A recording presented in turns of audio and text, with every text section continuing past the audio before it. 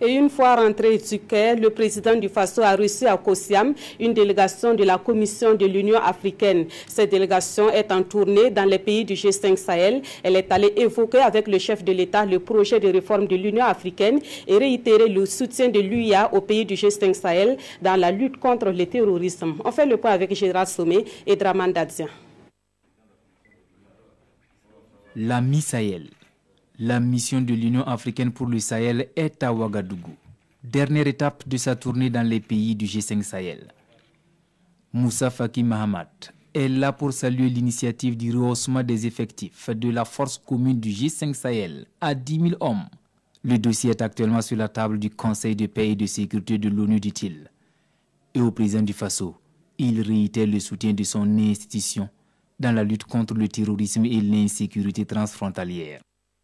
Nous allons certainement contribuer d'abord sur le plan politique et diplomatique, d'abord obtenir un mandat sous chapitre 7 pour cette force lui donnera tous les outils juridiques pour pouvoir agir.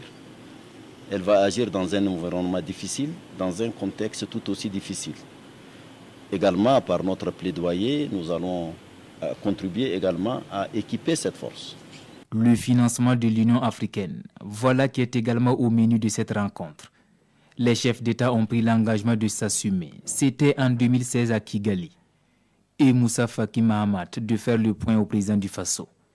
Un projet de réforme en cours pour redonner force et vie à l'Union africaine.